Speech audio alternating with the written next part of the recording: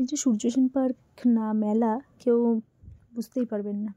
যাই হোক, hello everyone, welcome back to my Facebook another blog. তো আমি মাম্পি তোমাদের জন্য আবার একটি নতুন ভিডিও নিয়ে চলে এসেছি।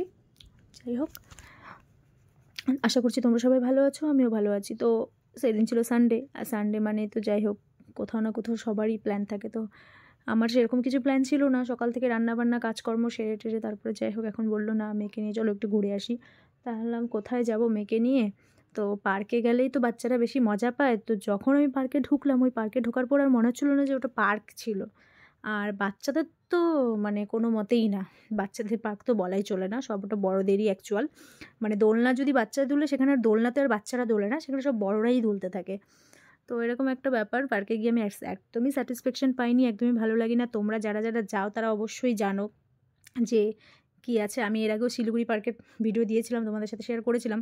সত্যি শিলিগুড়ি পার্কে সত্যি খুব ভালো, ওখানে বাচ্চাদের খেলার জন্য জায়গা আছে, বাচ্চারা ওখানে মানে নিজেদের টাইমগুলো এনজয় করে, মজা করে। কিন্তু এই যে সূর্যসেন পার্ক, এখানে বাচ্চারা গিয়ে এক ফোঁটাও মজা করতে পারে না, কারণ ওখানে একটা ফোটো মানে কোনো স্পেস নেই। তখন তোমরা ভিডিওতে দেখতে পারবে, তোমরা যেদিকে তাকাবে চারিদিকে শুধু খালি বড় মানুষ আর বড় মানুষ, মানে সব লাভ বার্ডস, কেউ প্রেম করছে, কেউ বয়স্ক মহিলারা, এরা দোলনা দুলছে।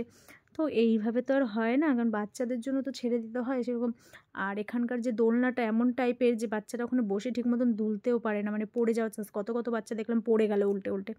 তো যাই হোক, এইসব কিছু একটু দেখা উচিত। আর টয় ট্রেন, তারপরে এই যে টয় ট্রেন দেখে মেঘ জেদ করছিল কবে থেকে, বলছে ট্রেনে উঠবো ট্রেনে উঠবো। তো ওর বাবা বললো চলো, তাই চলো ট্রেনে উঠি।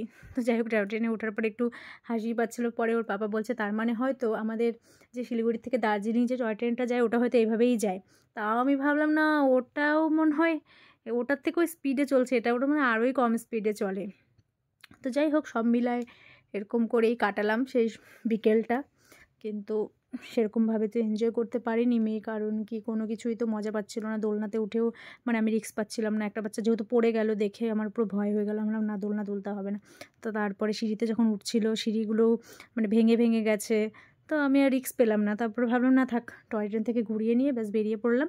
একটা বেলুন নিলো, জেদ করলো বেলুনটা তো দিতেই হবে, বাচ্চাদের তো নিতেই আছে।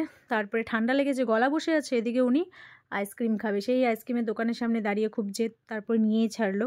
লাস্ট ফিনিশিং তো ওটা খেলো না। তারপরে এদিকে আমার বড়মশাই বললো না তুমি একটু চা খাও। তারপর দেন আমরা ওখান থেকে বেরিয়ে পড়লাম। বেরিয়ে পড়ে আবার মেয়েকে বাড়িতে রেখে আমরা চলে গিয়েছিলাম কাঞ্চনজঙ্ঘা স্টেডিয়ামে। ওখানে তো পৌষ মেলা চলছিল, তো সেদিনই লাস্ট ডে ছিল, আমার যাওয়া হয়নি, সেজন্য আমিও চলে গেলাম। তো বর বললো যে আগের দিন যেতে চাইলে নিয়ে গেলাম না, তো আজকে চলো না। যাই হোক, মেয়েকে বাড়িতে নামিয়ে রেখে আমরা আবার সেই মতন কটা বাজে তখন 8টা কি 8:30, তখন আবার চলে গেলাম কাঞ্চনজঙ্ঘা স্টেডিয়ামে।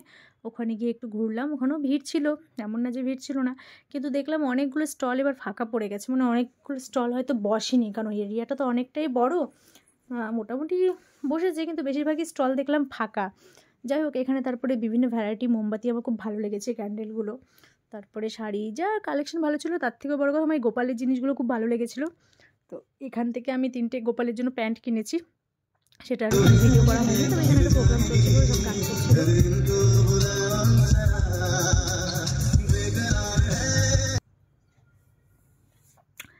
যাই হোক, তারপরে এভাবেই তো কাটালাম সেদিনকার সন্ধে, বিকেল, রাত। তো তারপরে একটু বাইরে এসে চিকেন স্যুপ, একটু chicken crispy, chicken leg piece এইসব খেয়েছিলাম। যাই হোক, তোমাদের যদি ভিডিওটা ভালো লাগে অবশ্যই লাইক কমেন্ট করতে ভুলো না। আর তোমরা সবাই আমার পাশে থেকো, আমিও পাশে থাকবো। দেখা হচ্ছে অন্য কোনো ভিডিওতে, বাই।